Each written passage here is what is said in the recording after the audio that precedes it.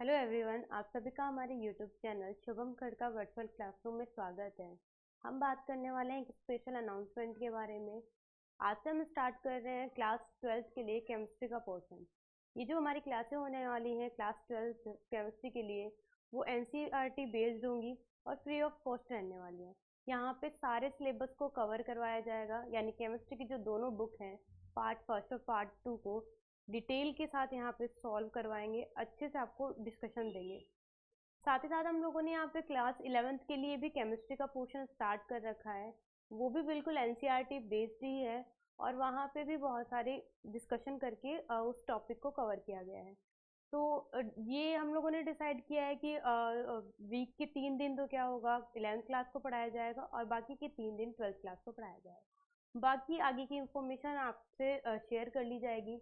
तो स्टार्ट करते हैं। सबसे पहले जो 11th क्लास के कुछ टॉपिक्स जो हमारे काम में आते हैं, जैसे अगर मैं बात करूं कि हम लोग इनऑर्गेनिक में बात करते हैं तो केमिकल बॉन्डिंग, ये एक ऐसा चैप्टर है जो पढ़ते तो हम 11th क्लास में हैं, लेकिन ये 12th क्लास में भी अपने काम में आता है। तो अभी तक अगर आप लोगों ने इन टॉपिक्स को सीरियसली नहीं पढ़ा है तो हम हमारी इसी चैनल के ऊपर 11th क्लास के लिए भी ये वाले वीडियोस लेके आ रहे हैं, तो आप वहाँ से भी इस टॉपिक को कवर कर सकते हैं। अब स्टार्ट करते हैं सिलेबस डिस्कशन के बारे में।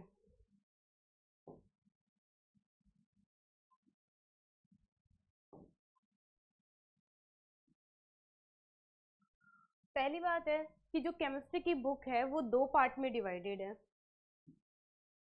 मैं बात करें तो जो केमिस्ट्री की बुक है वो 2 पार्ट में डिवाइड है। सबसे पहले है पार्ट फर्स्ट और पार्ट सेकेंड। इस पार्ट फर्स्ट में 5 चैप्टर्स हैं और सेम वैसे ही पार्ट सेकंड में भी क्या है, 5 चैप्टर्स हैं।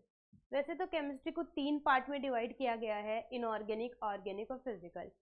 एक्चुअल में इनऑर्गेनिक क्या होती है? इनऑर्गेनिक ऐसी होती है जिसमें हम लोग ऑक्सीडेशन रिडक्शन पढ़ते हैं, पीरियोडिक टेबल के बारे में पढ़ते हैं, केमिकल बॉन्डिंग के बारे में पढ़ते हैं, वो इनऑर्गेनिक का पोर्शन होता है।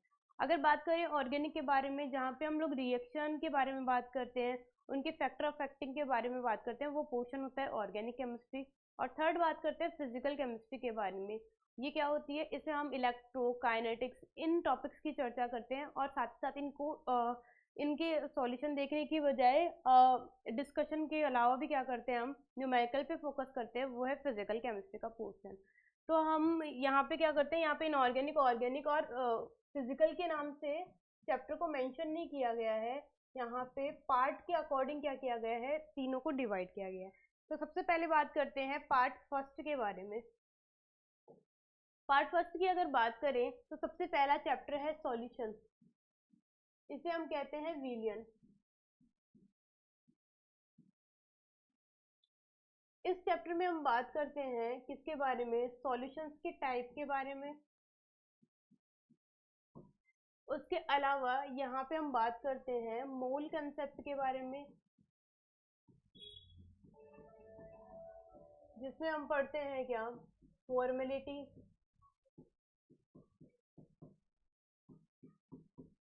नॉर्मेलिटी,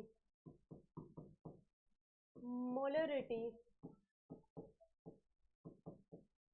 और पढ़ते हैं मोलिलिटी के बारे में।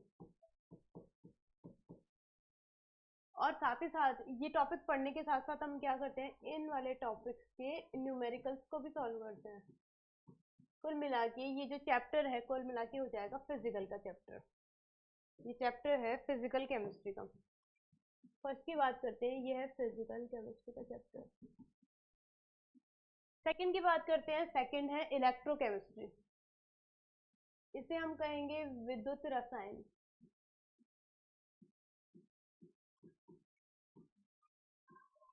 इलेक्ट्रोकेमिस्ट्री ये भी क्या है, फिजिकल का ही टॉपिक है। इसमें हम बात करते हैं सेल्स के बारे में, कैसे सेल केमिकल एनर्जी को इलेक्ट्रिक एनर्जी में और इलेक्ट्रिक एनर्जी को केमिकल एनर्जी में कन्वर्ट कर देते हैं। तो हम यहाँ पे डिस्कस करेंगे सेल के बारे में। साथ ही हम यहाँ पे डिस्कस करेंगे कंडक्टेंस के बारे में। उसके अलावा हम यहाँ पे बात करेंगे नॉन्स इक्वेशन के बारे में। ये बहुत सारे टॉपिक्स हम क्या करेंगे, इस वाले चैप्टर में कवर करेंगे। नेक्स्ट बात करते हैं अगले चैप्टर के बारे में, यूनिट थर्ड यानी चैप्टर नंबर थर्ड के बारे में, जिसका नाम क्या है, केमिकल काइनेटिक्स। इसे हम बोलते हैं रासायनिक बल गतिकी।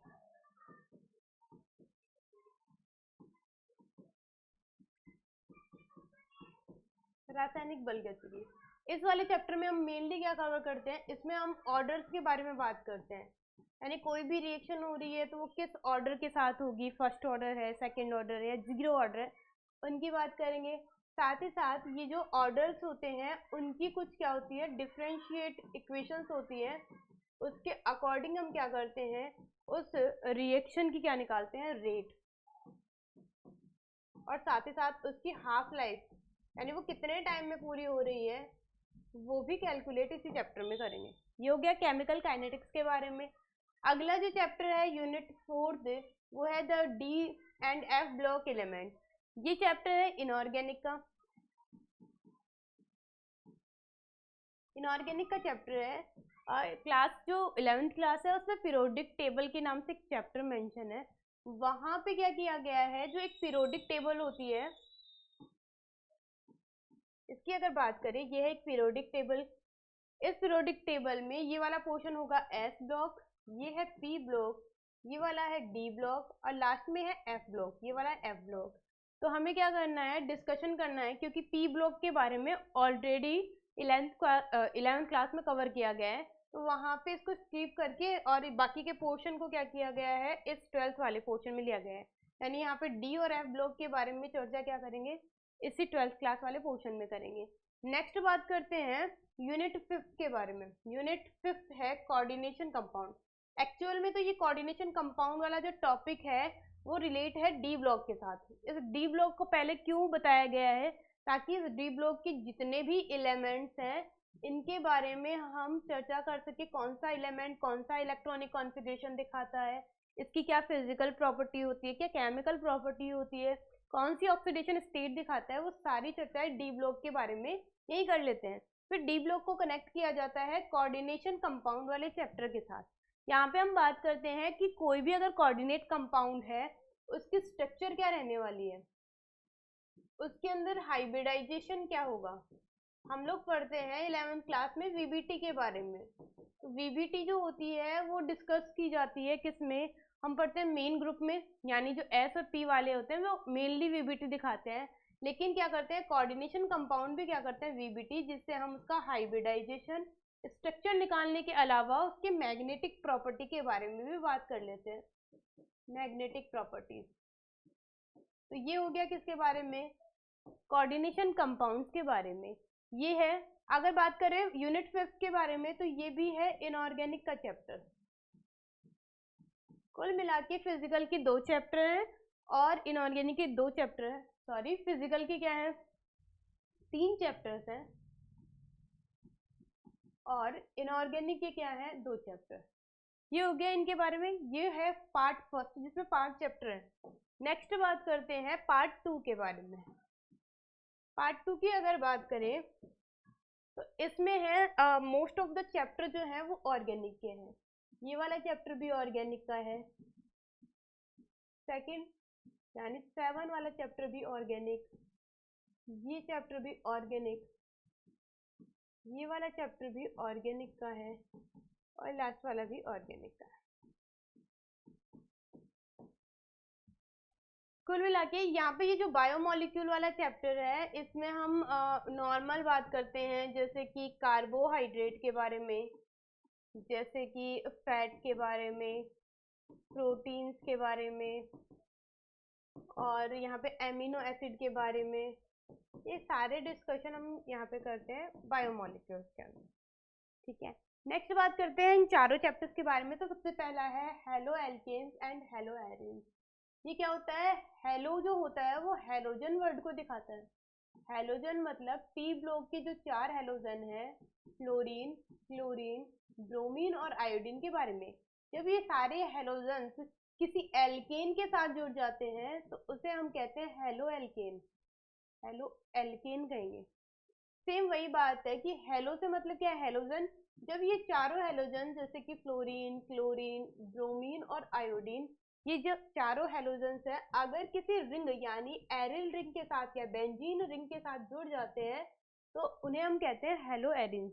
तो हम क्या करेंगे, हेलो एल्केन और हेलो एरिन्स की प्रिपरेशन मेथड पढ़ेंगे पहले तो, कि वो होते क्या हैं, बनते कैसे हैं। फिर उसके बाद बात करेंगे उनकी मैं ये कह दूँ कि फिजिकल प्रॉपर्टीज के बारे में, उनके कलर के बारे में, वो सारी बातें करेंगे। और साथ ही साथ हम यहाँ पे बात करेंगे इनकी केमिकल प्रॉपर्टीज के बारे में, कि ये खुद किन किन से रिएक्शन करके कौन कौन से टाइप का प्रोडक्ट बनाते हैं।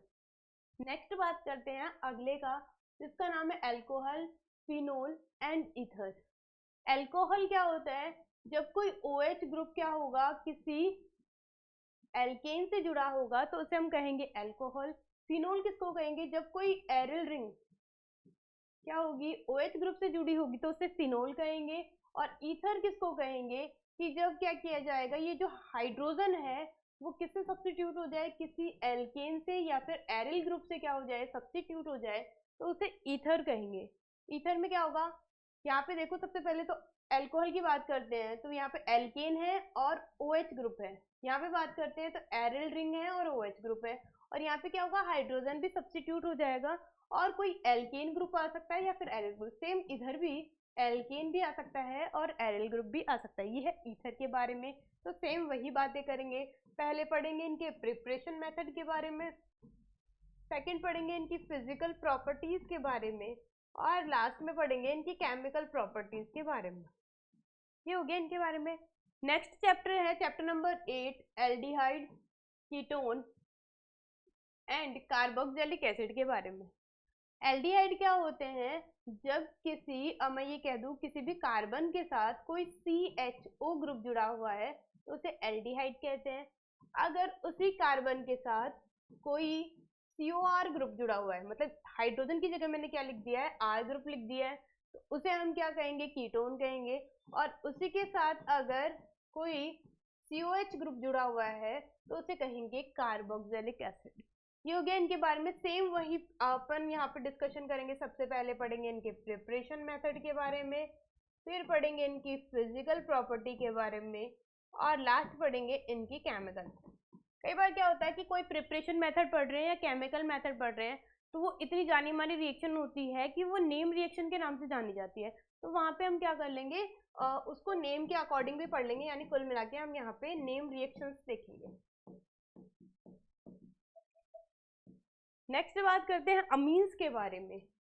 अमीन्स क्या होते हैं, जब किसी कार्बन को NH2 ग्रुप से जोड़ा जाता है तो वो है अमीन, वो है अमीन। और अगर उसी ग्रुप को किसी एरिल रिंग से जोड़ा जाता है तो वो क्या है, यहाँ पे वो है एनिलीन।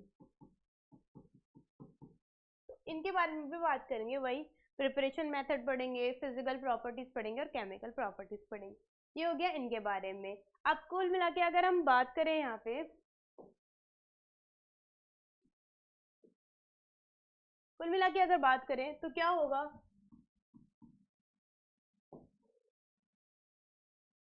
इनऑर्गेनिक की बात करते हैं, ऑर्गेनिक और फिजिकल। अगर इन चैप्टर को किया जाए क्लासिफाइड तो इनऑर्गेनिक में क्या है, सिर्फ और सिर्फ दो चैप्टर हैं। एक तो डी और एफ ब्लॉक है, मतलब उनके एलिमेंट्स हैं, और एक क्या है, एक तो डी और एफ है, और एक है कोऑर्डिनेशन। ये दो चैप्टर हैं। अगर ऑर्गेनिक की बात करें तो ऑर्गेनिक में बहुत सारे चैप्टर हैं, जैसे कि एल्डिहाइड वाला चैप्टर हो गया, जैसे कि अल्कोहल वाला चैप्टर हो गया, जैसे कि अमीन वाला चैप्टर हो गया। उसके अलावा बात करें बायोमोलिक्यूल्स हो गया, और एक और चैप्टर है वो हेलो एरिन और हेलो एल्केन वाला चैप्टर। ये वाले चैप्टर ऑर्गेनिक के होंगे। और फिजिकल में तीन चैप्टर ही हैं। पहला चैप्टर है सॉल्यूशन, सेकंड चैप्टर है इलेक्ट्रोकेमिस्ट्री, और थर्ड वाला पोर्शन है केमिकल काइनेटिक्स। इस तरीके से दिखाया गया है। तो योगी दिमाग में एक बात क्वेश्चन आ रहा होगा कि जो इनऑर्गेनिक के चैप्टर हैं इतने कम क्यों हैं, फिजिकल के कम क्यों हैं, ऑर्गेनिक के इतने ज़्यादा क्यों हैं। तो उसके पीछे भी एक रीज़न है। अगर आप लोग देखेंगे क्लास 11th के सिलेबस को, तो वहाँ बात करेंगे तो मेजॉरिटी अगर बात करूँ तो फिजिकल सबसे ज़्यादा है, उसके बाद इनऑर्गेनिक है, और जो ऑर्गेनिक है ना उसके चैप्टर सबसे कम है। अगर इनकी बात करें तो कुछ इस तरीके से चैप्टर डिवाइड है। तो क्या किया गया है, 12th क्लास में आके इनको बैलेंस किया गया है, जो ऑर्गेनिक कम थी उसकी चैप्टर को ज़्यादा दिया गया। ये हो गया इनके बारे में। अब बात करते हैं